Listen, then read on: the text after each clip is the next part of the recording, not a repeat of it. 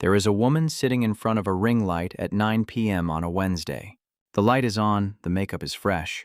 The room behind her has been staged a curated bookshelf, a plant in the corner, a small, soft blue lamp glowing just out of frame because she read somewhere that a soft blue tone signals trustworthy creator to the human eye.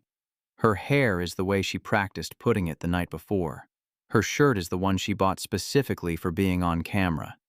The whole room is very quietly costuming. She has watched 17 videos on YouTube in the last 3 weeks about how to be more engaging on camera. She has rewritten the script she is about to read 3 times, once to add more hook in the opening, once to add more pattern interrupt in the middle, once to add what one of the creator coaches called more personality. She has practiced smiling in the mirror. Her face hurts. She has not pressed record. If you looked closely at the room, you would notice something. The book she is actually reading is not on the curated shelf behind her. It is on the desk off camera with a bookmark halfway through. The notebook she actually thinks in is in the corner open to a page of slow, careful handwriting that she has been working on for 3 days. The world she actually lives in, the slow, careful, internal world that brought her to this channel idea in the first place, is sitting just outside the frame, patiently waiting for her to come back. She has not pressed record. She has been sitting like this for 45 minutes. Hold her. We are going to come back to her. Because I want to tell you something. I think a lot of introvert creators watching this have been quietly caring for too long and have rarely had the language to say out loud. There is a script almost every introvert who wants to make something online gets handed in the first month. Be more visible. Post more frequently. Hook them in the first 3 seconds. Get on camera more. Be more energetic. Be more authentic, but also more polished. Build a personal brand. Post every day. The script is delivered with love. It comes from creator coaches who like you, from friends who want to help you, from videos on YouTube made by people who genuinely believe they are giving you a gift. And for most introverts, this script is very quietly the exact wrong advice. Not because the advice is bad. The advice is fine for somebody else. The advice is the right advice for a different cognitive structure than the one you have. It is the playbook of a creator economy built around a kind of attention that introverts are not by nature built to produce. And every introvert who tries to follow it pays a cost almost nobody has ever named. This is not a story about how to grow a YouTube channel.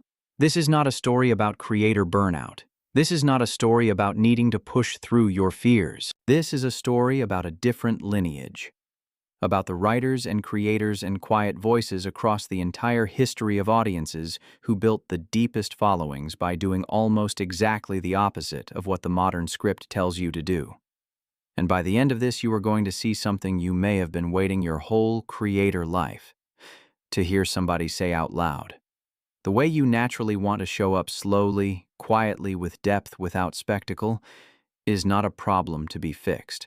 It is the gift trying to come out. Let me read you the script, the one almost every introvert creator has had recited to them in slightly different words by friends who love them, mentors who want to help them, and videos on YouTube made by people who genuinely believe they are doing them a favor. You have heard it. You have probably heard most of it in the last week. Be more visible, show up more often, get on camera. You need to hook them in the first 3 seconds. Add more pattern interrupts. Be more energetic. Be authentic, but also more polished. Build a personal brand. Post every day, twice if you can. Engage with comments. Reply to everyone. Show your face. People connect with faces. You have to be willing to be uncomfortable. It is a long script. I have just given you the short version. And the part nobody tells you, the part the script never warns you about, is that this advice is not bad in some general sense. It is right for somebody else. It is the playbook of the short-term attention market, the market that rewards loud and now over slow and deep. The market that by design optimizes for the people who can afford to spend their cognitive budget on performance. The problem is not that the advice is wrong. The problem is that the advice was written for a cognitive structure you do not have. And here is what happens to introverts who try to follow it anyway. There is a Georgetown computer science professor named Cal Newport. If you have seen the video on the work introverts were born to do, you already know what I mean by deep attention. He has argued for over a decade that 2 activities are in direct competition for the same cognitive budget in any knowledge worker's life. The first is deep work, the sustained, careful, focused attention required to produce anything actually valuable. The second is performed visibility, the cognitive cost of being constantly on camera, on social, on the engagement treadmill.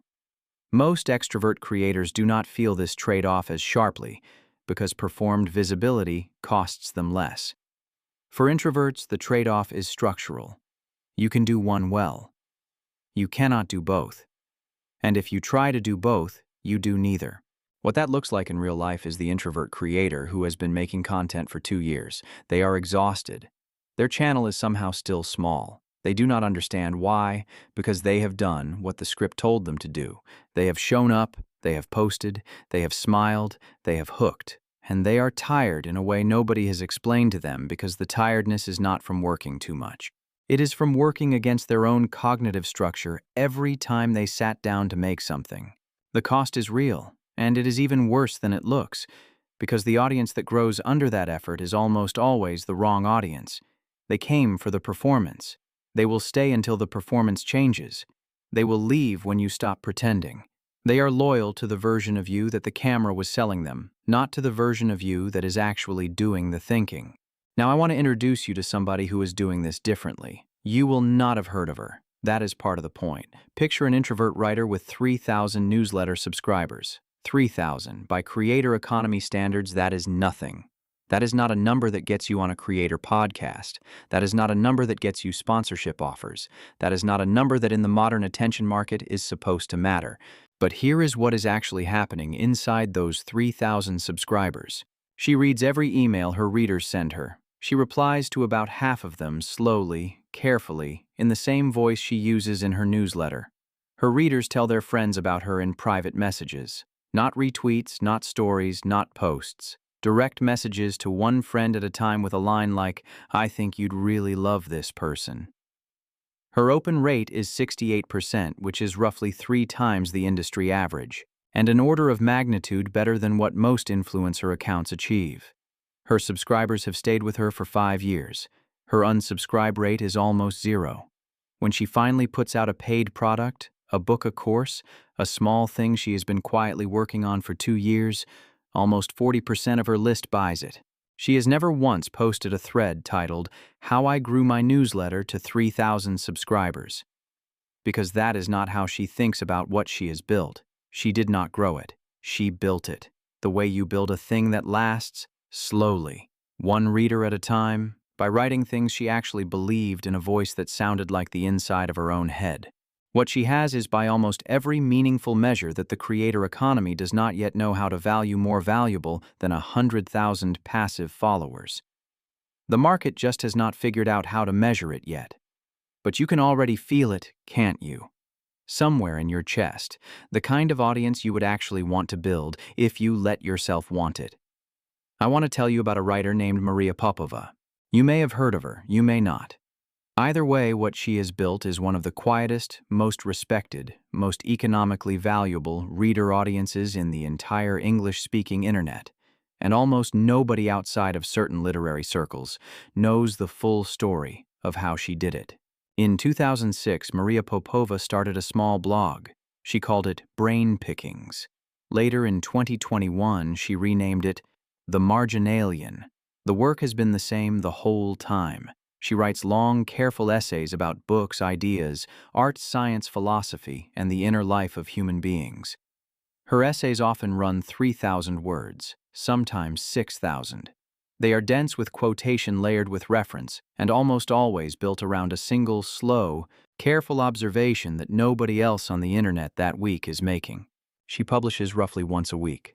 She has almost no social media presence beyond occasional modest posts. She does not do sponsored content. She does not do brand collaborations. She has never run an advertisement. She does not appear on most podcasts. She has never published a guide titled, How I Built My Newsletter. And over 16 plus years of writing, slowly, carefully, with no growth strategy, no funnel, no thread bait, no anything, the modern creator economy would call marketing. She has built a newsletter with more than 1 million subscribers. A readership that includes scientists, novelists, philosophers, and ordinary people who started reading her 10 years ago and have never stopped.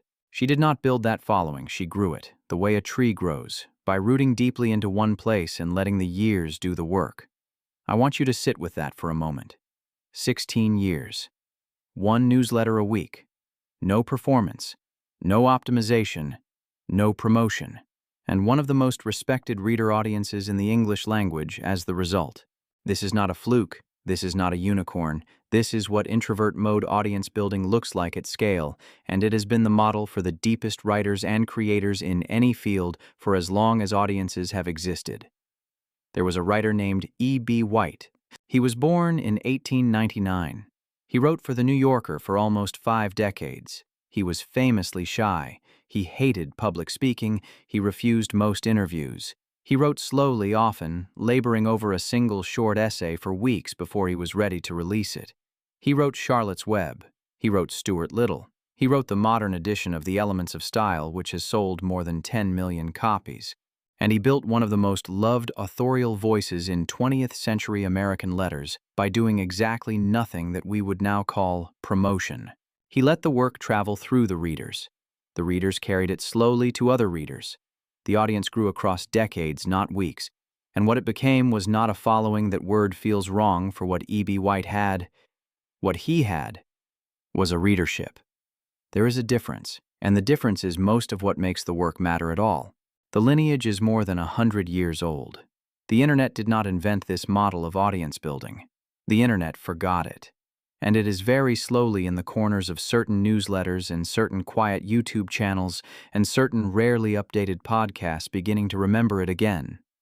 Now, I want to give you the word that explains more cleanly than any creator framework ever will why introvert mode content lands deeper in the human chest than performed content. The word is Japanese. It is wabi-sabi. Wabi-sabi is an aesthetic worldview that goes back more than 500 years in Japanese culture.